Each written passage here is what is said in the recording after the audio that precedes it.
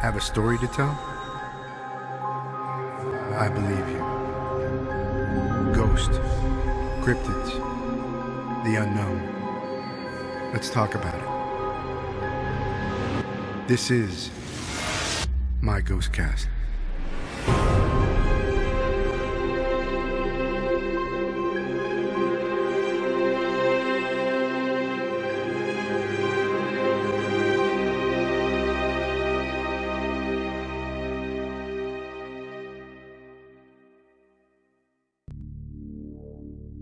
GhostCast fans, welcome to episode 7.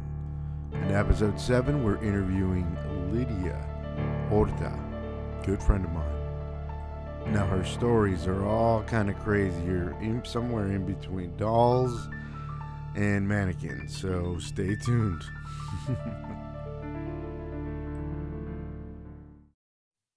Hi, welcome back to my GhostCast. Today, my guest is Ms. Lydia Orta. Hi, Lydia. Welcome back. Hi. I've known Lydia for some time now. A good friend of mine. We went to school together, dated a friend or so of mine. Lydia, tell us about yourself, please. My name is Lydia Cervantes Orta. Cervantes is my maiden name. I'm born and raised Corpus Christi, Texas. I have never left, and I love it here. I would never leave. Beach. But I don't know what else. I'm a licensed private investigator. I own my own company. It's the Xavier Investigative Group in Corpus Christi, Texas. And I also own a salon and spa locally. So that is Merle Norman Cosmetics. You'll never see me there. My daughters run it. I'm usually hiding in a car somewhere. Yeah, I remember the good old PI work. I used to do some of that myself back in the early 2000s. And I had some security work. But yeah, I found that out today. That was pretty interesting. Awesome. Well, Lydia's got a story for us today. She gave me a little bit of synopsis on it, but we'll be right back and get it started. This is your host, Therese, at My GhostCast. Everhart Xavier Investigative Group, a professional investigations company with extensive experience in civil, criminal, and personal matters. Our company strives to utilize innovative and strategic planning to meet our clients' needs. In matters of child custody, infidelity, serious injury, or criminal defense, remember, every case merits an investigation. We offer complimentary consultations, so call 361-356-8898 to discuss the matter near and dear to you. Thank you for your time and enjoy the show.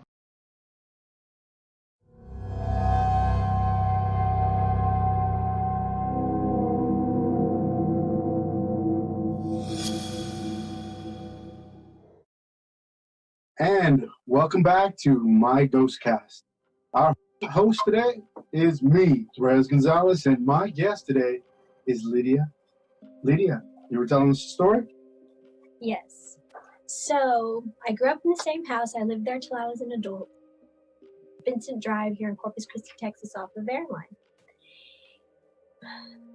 I'm going to throw this in because I've talked to people that are more knowledgeable about paranormal than I am. But my father had originally bought a corner lot. But he couldn't build on the second lot because underneath it was a city main water line. And then at some point, AEP erected an electric tower, one of the big ones, not just a pole, but one of the biggest ones that they have. So I've heard people say that when you mix electricity and water, things start to happen. So I've told people that are more knowledgeable than me this story, and that's what we're attributing this to. I don't know if it was ghosts. No one had ever lived in the house. My father built it, and no family lived there before us, so I don't know that it was ghosts. But when I was about 7 years old, my sister and I were sharing a full-size bed. Every holiday, my dad would buy us, we had a family friend that made homemade dolls, Raggedy Ann type dolls. Oh shit, I'm already all like, what? Well, so this woman, her name was Sue, I remember her name to this day, and so Valentine's, Easter, Christmas, every holiday, our birthday, we would get a doll. We had so many dolls. My mother started getting, hooks and putting them on the wall because there were just so many. My sister and I shared a room. Well, one night I'm asleep. I'm a tomboy, so I don't play with my dolls. That's probably why Mom put them up, because I don't play with them. And so I was asleep in the bed. My sister was next to me. I opened my eyes, and all of my dolls are standing around the bed. They're just, all of them just surrounding. I closed my eyes right away because, again, I'm 7 years old. I closed my eyes, and I said, please, when I open my eyes, just be gone. I open my eyes, and they're gone. Nothing is there. I was scared to death, but if you know my dad, you don't get to be a crybaby and you don't get to yell or anything like that. Never told anybody the story because I closed my eyes and opened them again and they were gone. So even at 7 years old, I told myself it was just a bad dream. Fast forward, moved out of the house when I was 19 or 20, I guess 19. Parents, it was a messed up sell of the house. They sold it to a friend. That fell through.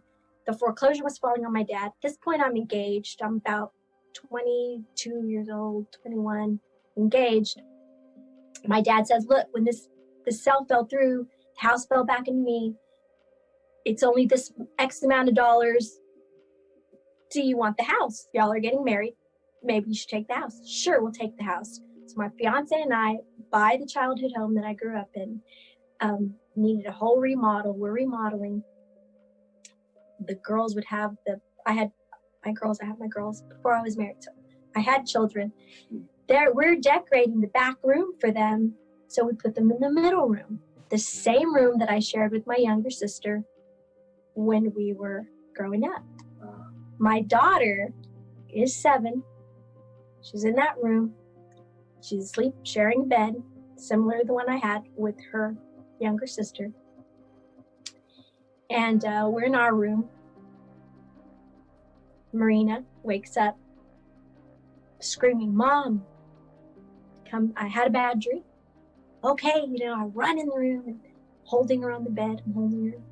Tell me what happened. Let's talk about it. Let's talk about the dream so we can know how unsensible this is and get your head on right, and then you could fall back asleep again. She goes, well, it wasn't a long dream. I opened my eyes, and all my dolls were standing around the bed. And she said, but I closed my eyes again, and then they were gone. And then I yelled for you. Same bedroom, same house, same exact situation. And I'm trying to console her because, she's my baby, but I'm like, what the fuck was that? So, yeah. Oh my God, that is jacked. Yeah. So to this day, I don't know, but when I've told people that are into the paranormal, into things like that, where did you live? Where was the house situated? Type of thing. I finally talked to an older woman, and she pieced it together that a main pipeline, which if you know those main city pipes, they're big. So main water line goes through the empty lot that my father owned, but was on the property, and then right above that was the electric pole. So she said maybe it's just a hotbed for spirits activity. We don't know if it was we don't know if it was aliens. She also said aliens will manifest to children as something familiar to them, so that they're not too freaked out. Yeah. So, but yep. And that was okay. So it happened when I was 7, and so it happened when she was 7 years later. Oh my God, that is creepy as. Oh my God. Mm-hmm. And you did say that you were hoping that your daughter would be here during this interview. Yeah, I've never told her that story. Oh man, wait till she hears it now. Yeah. So anything like that happened after that? Any follow up on that? No, never anything. Because, like I said, I grew up in that house we were the only family that ever lived there, except for the couple of years that it was sold to somebody else. Right. No one has ever died in the house, so I don't think it was a ghost. We just don't know what it is. We don't know what it was. Man. So as far as that house goes, no, and it didn't happen to my other daughter. Yeah, I was going to ask you if it happened to your other daughter. No, because I did not marry that guy, and we ended up selling the house and we moved out, and now another family's there. I'd be interested to know. Oh man, that would be something. That'd be something to go follow up on. Well, that's for another time. But once we thought the house was vacant, and so my sisters and I were drunk, and my brother came with us to go, and we thought the house was vacant. Well, there was this front window, and we said, "Oh, it's always been broken. We'll just open it." So we just go reminisce in my childhood home. Yeah. I go to open the window, and sure enough, all these years later, it was still broken. It just never locked. Yeah. So I open it up, and then a light goes on, and my first thought is, "Ooh, automatic light." No people lived there. Oh, man. And the guy said, "Can I help you?" And I was like, "Oh, shit." So I closed the window. And it was funny because the whole time my brother's going, "Guys, I think somebody lives here." And I'm like, no. He's like, "Well, it looks like the light's on and the TV's on." And oh my God, we could have got shot. I had one foot. I had 1 foot in that thing when I heard the man saying, Can I help you? Hello, who's there?" I was like, oh my God. And he came out and we explained it was our childhood home and we thought it was vacant, and thank God we didn't get shot. But you should have said, "Hey Chuck, I'm here for your daughter." That family still lives there, so I'd be really embarrassed to go ask him. Wait, has your child? Sometimes you gotta just follow up. I mean, especially if you lay that kind of story, it's in your head. Yeah. See, it's nothing. All right. My dad wouldn't say that, but I never told him because he sees things. Oh. And he believes that he's sensitive because he grew up in Robstown, Texas. And so everybody knows that in Robstown you work. And so he was 10 years old and he worked for a brujeria. And he was just the delivery boy. So he was supposed to sit in a chair and wait till she had a delivery. For those of you guys who don't know what that is, it's a bar. That's a witch. And I didn't even say it. Brujeria. Brujeria is kind of like a place of witches. Yes. Or like a place to go get drinks. It's called a bar. Because that's where you meet these women who make your drinks disappear in your money. Go on. My gosh. So my dad loves to read. And while he was sitting there, he's like, "Well, what am I going to do?" So he would read all the books that she had with the spells and the this and the that. He thinks he says, "I don't know what happened. Maybe that's why I started becoming sensitive," because he would deal with all these concoctions that she was making, deliver them, and he just became knowledgeable. So he feels like maybe he opened his mind to something. Or something followed him. Mm-hmm, maybe. Right. And so he is sensitive, and my son is sensitive. Well, more than sensitive. Yeah, that's definitely another story that I definitely like to hear. Well, guys, right now, again, you're listening to My GhostCast with your host, Therese Gonzalez. And our guest today is Lydia Orta. And what is it, Santiago? Or Cervantes is my maiden Santa name. Barbara? Santiago? No, we'll just tease. Yes, guys, we'll be right back after these messages. Thanks. Edward Xavier Investigative Group, a professional investigations company with extensive experience in civil, criminal, and personal matters. Our company strives to utilize innovative and strategic planning to meet our clients' needs. In matters of child custody, infidelity, serious injury, or criminal defense, remember, every case merits an investigation.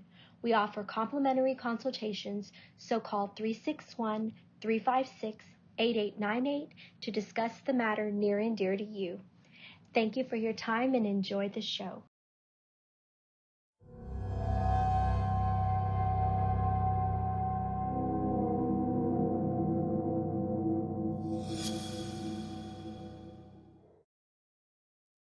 Welcome back to my GhostCast. Your host, Therese Gonzalez. And our guest today is Lydia Orta San Benito. Cervantes. That's true, like the guy from that Don Quixote. There you go. Yeah, he wrote Don Quixote, but we're not related to the guy that wrote Don Quixote. We're related to his gay cousin, Don Quixote. Don Quixote. I was thinking, oh my God. That's awesome. Now, Lydia is an extremely interesting character. Now, you said you did private investigation. That's really neat. I used to do them too. And I had some jacked up stories, but let me ask you this. What is the weirdest or creepiest story you have doing that you're allowed to mention, of course? Mm-hmm. Well, I won't name names, but it was one of my first cases ever. I was licensed under a friend of mine, and it was a child custody case, which I rock at. It was dad trying to get his kid back. Grandma had done some really underhanded shit. And I mean, I don't know how this father lost custody of his child to the grandmother. Mom was deceased. She died of cancer. So a few investigators had mucked up their case. They had been caught doing surveillance. So we had the case. We took the case. We were on it for about 6 months. Successfully, never got caught, never got busted. We've got a lot of good evidence. Well, we're going to court. And at this point, when you work with a client for 6 months, I dealt mostly with the mother because the son worked oil field and he was always gone. So she had power of attorney and she was able to handle everything, all our notes, all of our stuff. We're getting prepared to go to court. And we're just laughing. We're just shooting the shit, talking. We developed a friendship at this point.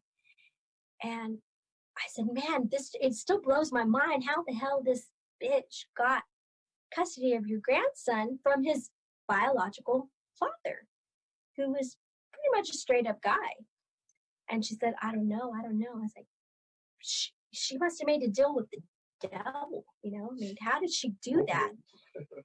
And the grandmother said, I think I do. I think she did. I think she did something. And so we're just ha-haing. It's a very lighthearted conversation. And she said, I'd make a deal with the devil to get my grandson back. And ha, ha, ha, ha, we're laughing. She says, do you know anybody that does that? Ha, ha, ha. I said, yeah, this woman that my husband, I was married at the time, one of his coworkers, the wife, yeah, she's got the black candles and she's got all this ha, ha, ha, and we're laughing about it. And she goes, can I get her number? And I said, no, ma'am. And she goes, why? She goes, I'm not kidding. I will make a deal with the devil. I said, no, I'm Christian and I don't deal with that. I said, it's your business if you find somebody else to do that type of thing. And I said, but I don't believe in that. I know it's real because, they can really do some stuff. And I said, but I will not have any part in that. No, I will not give you her number. She's not even a great friend. She's acquaintance. I'll do anything for her number. I'll do anything. Mm-hmm. And I said, listen, so-and-so. I said, we've got a good case. We've got a solid case.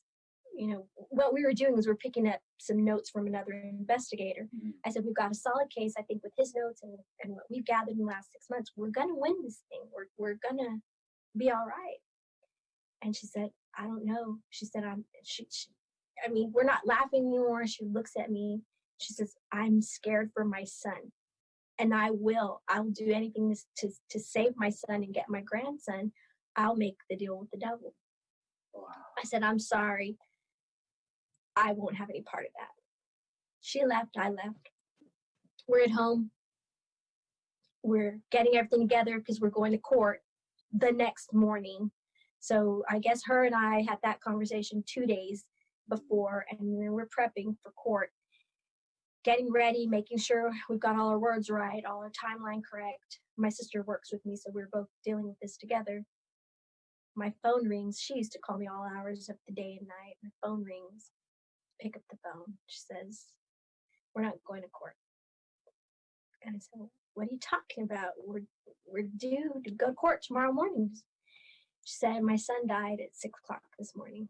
What? My son died at 6 o'clock this morning. I said, how? She said, he was going to work and car just swerved in his lane. Nothing happened to the other driver. And her son died on impact. And because the other grandmother had a TRO, which is temporary orders for full custody, that grandmother got automatic custody of the kid. Whoa. And all I could think was she knew 2 days ago that her son was in danger and he was going to die. And I firmly believe that grandmother did something. She went to somebody and she did something. I don't know why that judge gave that grandmother temporary full custody. I don't know. I mean, I was always blown away with how that could happen. And now he's dead. Mm-hmm. Oh, man. So that was my worst. That was the worst case. And I don't like long cases like that anymore. I like to get a case and get it done because we worked with that family for 6 months. So we were connected. Oh my God, that is, Yeah. and not only creepy, but it's sad all at the same time. Mm-hmm. Yeah. Yeah. Oh my God, that's, whew. Yeah. Any follow-up to that? Anything on that one there? Grandma was able, so paternal grandmother was able to get some visitation. So she kind of got the every other weekend type of thing. But yeah, dad's gone and mom's gone. Her maternal grandmother's daughter is gone. And then, yeah. Wow. And we've done stuff like that. We did another case, a friend of mine, it was a head-on in the rain, and a truck swerved into her lane. Well, right before that happened, it's raining real bad. It's two best friends driving. So my friend's driving. Her best friend is in the passenger side. Rain's coming down real hard, and passenger just turns down the radio. My friend driver says, why'd you turn down the radio? She says, I think we just need to focus on the road. It's raining real bad. In fact, I think we should both pray. So they held hands in the rain and they prayed. Not 30 seconds later, the truck in front of them swerves off to the side. And here comes a big red Julie with a big water tank in the back. Hits him head on, kills the passenger on impact. The one that said, turn down the radio. I think we need to pray. They prayed within a minute of her dying. So that was another really shitty situation. Yeah. These kind of stories, man. These are the ones you don't get to hear about too often, but oh man. Yeah. They'll take it to this. Yeah, so those, when they become personal for you, they get difficult. I don't like them. I don't like those cases. I understand. Yeah. I understand. Again, you're listening to my GhostCast with your host, Rez Gonzalez, and our guest today, Lydia Orta San Miguel. Cervantes. And we'll be right back. Edward Xavier Investigative Group, a professional investigations company with extensive experience in civil, criminal, and personal matters. Our company strives to utilize innovative and strategic planning to meet our clients' needs. In matters of child custody, infidelity, serious injury, or criminal defense, remember, every case merits an investigation. We offer complimentary consultations, so call 361-356-8898 to discuss the matter near and dear to you. Thank you for your time and enjoy the show.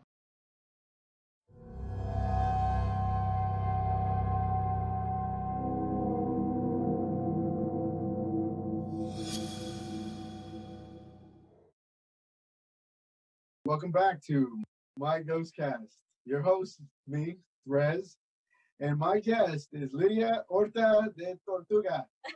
That's true. She's got another creepy ass story that I just hearing it or hearing the title of it earlier, just I was like, other noises on the sides, All right, Lydia, please tell us a little bit about this next story. What's the build-up, and do I need to turn on the light before I go to sleep tonight? No, well, I don't know. This one really scared the shit out of me. So as a private investigator, I also am a process server. And for a long time, I had a gig with the Attorney General. I was really good at finding these deadbeats that nobody could find for years and years and years in the middle of the country. I'm great at finding you on a county road. You're not going to hide from me. So I had to serve some papers out in Victoria or Port Lavaca, one of those. And came up to a house. Well, the company that I worked with, we had an app on the phone, and it would give your geolocation because the client wants to see that you're actually there, you're actually attempting a serve. So as a process server, you've got a certain amount of attempts to make before the judge is satisfied and will just let you, post a notice on the door that says, look, you need to come to court. They really want a person-to-person service. Now remember, I used to do that too. Yeah. I don't know. So, first time I'm coming up to this house, and so I just had a method, and as soon as I'd drive up, I'd take the picture, which would on the app, which would save the geolocation, and I don't want to forget to take the picture. So took the before picture when I got there, and then get out of the car, walk up to the door, ring the doorbell, and ring the doorbell. Nobody's coming.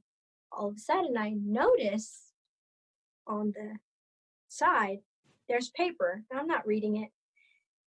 And I just, as soon as I got to the doorstep, I've got this feeling that somebody's watching me. And, and so when you have the feeling that somebody's watching, when you do these things and you go to these houses, you always feel, you just develop a feel just like a cop would or just like anybody else. And you generally develop a feel, is this person there? Is this person dangerous? Is this person kind? So I had that feel, and I'm thinking, why aren't they opening the door? I really feel like somebody's here.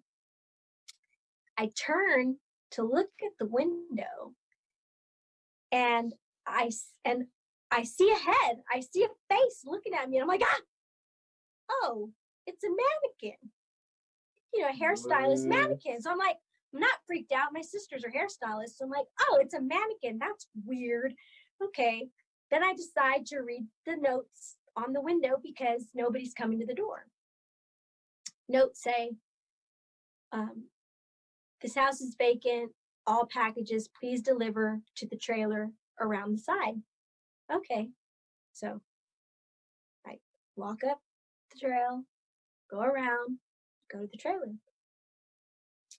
Knock on the door. Gentleman comes to the door. Here's your papers, blah, blah, blah.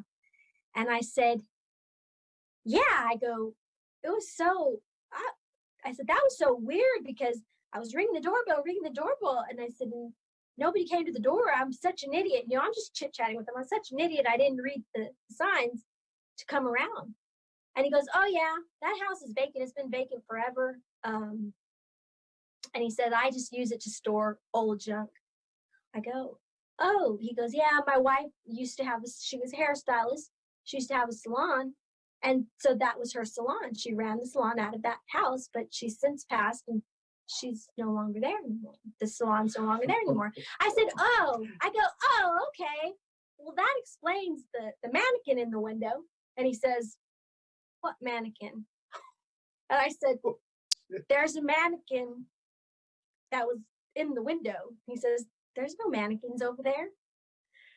I'm like, okay. So I walk off and sure enough, I look in the window, I'm like, I look in the window, there's no fucking mannequin. What? There's no more fucking mannequin there. Holy and then I don't know if I called Tim or what, which Tim is our mutual friend, but I don't know if I called Tim or what but I don't know who told me, but they said, well, look at the picture, because you always take a picture when you drive up that's right. And I take a full picture of the house. That's right. And the mannequin was in the window. No. Yeah. No.